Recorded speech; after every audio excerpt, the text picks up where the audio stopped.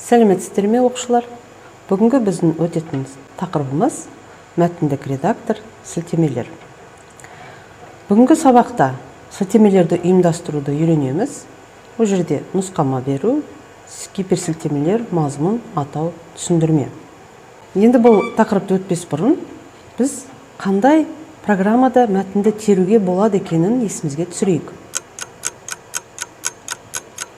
Бұл бізде Microsoft Word мәтіндік редакторы. Microsoft Word мәтіндік редакторы. Бұл редакторды біз 5-ші сыныпта өткенбіз. Енді шамалы қайталап өтейік. Мәтіндік редактор не үшін арналған? Құжат құруға және де ол құжаттарды өңдеуге, сақтауға мүмкіндік беретін редактор. Іске қосу жолы қандай? Оның қарастырып өтейік екі жолын. Пуск программы Microsoft Office, Microsoft Word. Екінші жолы жұмыс үстелінен создать Microsoft Word. Енді қарасаңыздар, басты менюдегі пуск алдарыңызда тұрғандай, оның ішінен басты менюдан шыққан программы тобын, оның ішінде Microsoft Office тобын, ішіндегі Microsoft Word редакторын іске қосамыз. Келесі, қалай жаңа құжат ашамыз? Бұл жерде ашылған терезеде мысалға жаңа құжат керек болса, терезенің белгішесіне, значогына басамыз да, сол жерде создать деген батырма арқылы біз жаңа құжат ашамыз. Енді бүгінгі тақырыбымызға келейік. Сілтемелер бұл мәтінге кішігірім ескертулер, әдетте беттің астыңғы жағында орналасады және негізгі мәтіннен горизонталды сызықша арқылы ерекшеленеді. Нұсқамалардың қаріпін негізгі мәтіннің қаріпінен кіші етіп жасайды. Сілтемелер кейбір сөздерді түсіндіру үшін, ақпарат көзін көрсету үшін қолданады. Нұсқамаларды қолдану құжаттағы ақпаратты қабылдауды жеңілдетеді. Ендеше, осы сілтемелерді қалай қою керек екенін қарастырайық. Мәтіндік құжатқа бөліктеріне сілтеме қалай қойылады? Мәтіндік құжаттың бөліктерінде сілтеме жасау үшін мәзір жолағынан сілтемелер ссылки тобын таңдаймыз. Енді осы сілтемелер тобы, ссылки тобы, өзіңіз алдарыңызда тұрғандай, бірнеше батырмалардан тұрады. Осы батырмаларды қарастырып өтейік. Бірінші батырма мазмұны деп аталады, оглавление орысша. Мазмұны батырмасының көмегімен құжаттардың мазмұнын және мазмұнын әртүрлі типтерін жасауға болады. Оны мазмұн жасағанда өздеріңіз таңдайсыздар. Мазмұны батырмасы құжаттағы тақырыптарға көрсетілген сілтемелерді бір тізімге жинайды. Келесі батырма сілтемелер тобының екінші батырмасы, ол нұсқамалар батырмасы. Сноски дейді. Осы нұсқамалар көмегімен құжаттың кез келген бөлігіне нақыл сөздер, түсіндірмелер, қосымша мәліметтер қосуға болады. Келесі сілтемелер тобының батырмасы сілтемелер және әдебиеттер тізімі. Бұл жерде біз бұл батырманың көмектерімен мағыналы кітаптарға, мақалаларға немесе басқа материалдарға сілтеме қосу арқылы ақпарат көзін көрсетуге болады. Енді келесі атаулар, ставить название. Бұл элементтер тобынан кейін мәтінде сілтеме беру үшін суреттер мен кестелер, атаулар беретін батырмалар орналасқан. Олар суреттерге немесе басқа объектілерге белгі қосуға мүмкіндік береді. Қиылысқан сілтемелер жасау барысында ағымдағы құжаттың элементтері қолданылады. Нысандық көрсеткіш. Предметный указатель дейміз келесі батырма. Пометить. Нысандық көрсеткіш көрсетілген кілт сөздерге құжаттың бет нөмірлерін қоюға мүмкіндік береді. Нысандық көрсеткіш ағымдағы құжаттың соңына қойылады. Қарап тұрсаңыздар, мына жерде бет номер, осындай жаңағы печатный документтің образецін, сосын жаңағы колонкалар қаншама осындай әртүрлі форматтауға мүмкіндік беретін батырма. Сілтемелер тобының соңғы батырмасы басқару элементтерінің тобы сілтемелер кестесі. немесе таблица ссылок дейміз. Сілтемелер кестесі элементтері нысандық көрсеткіш элементтеріне ұқсайды.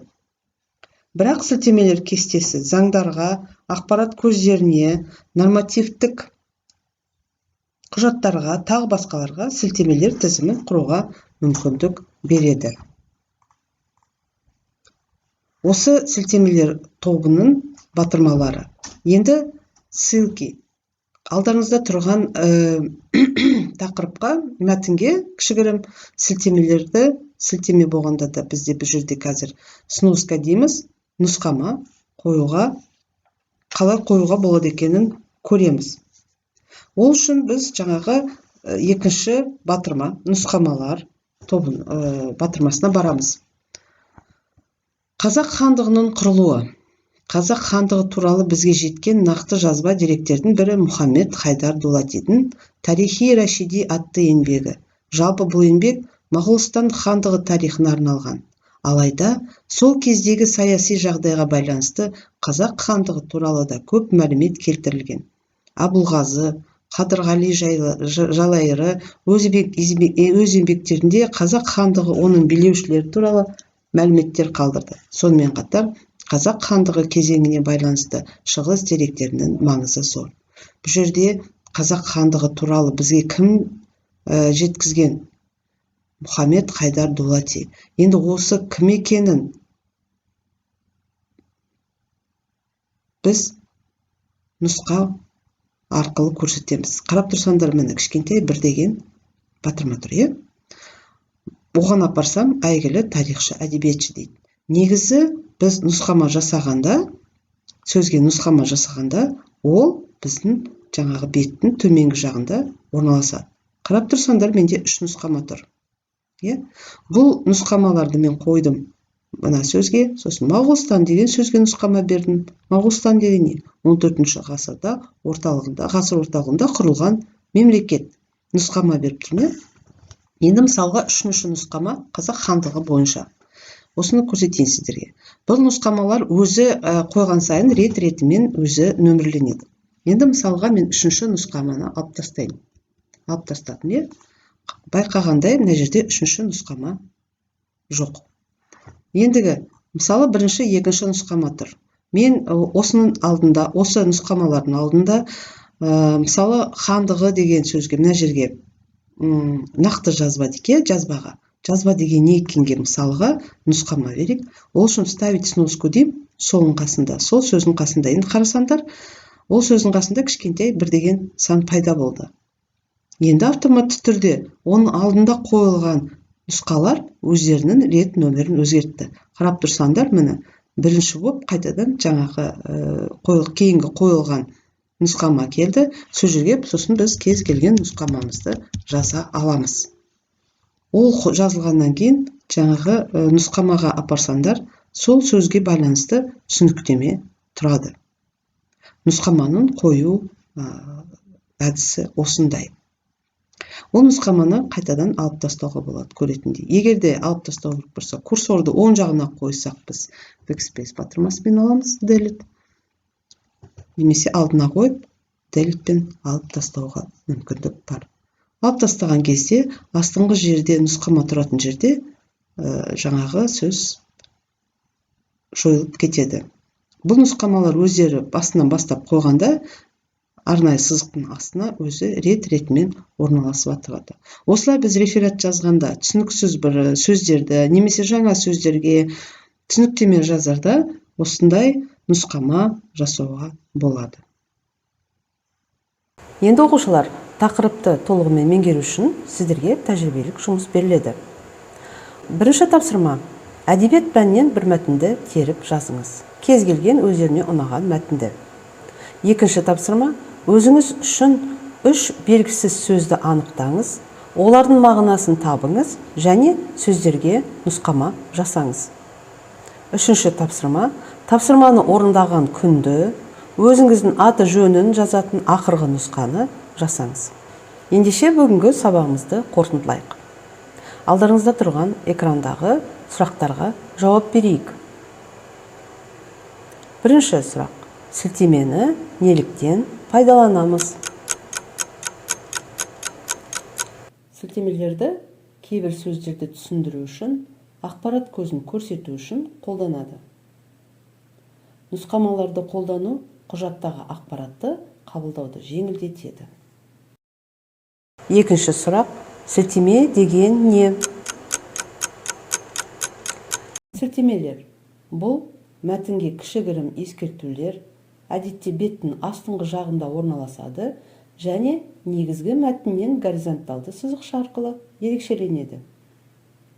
Нұсқамалардың қаріпін негізгі мәтіннің қаріпінен кіші етіп жасайды. Үшінші сұрақ: сілтемелердің түрлерін.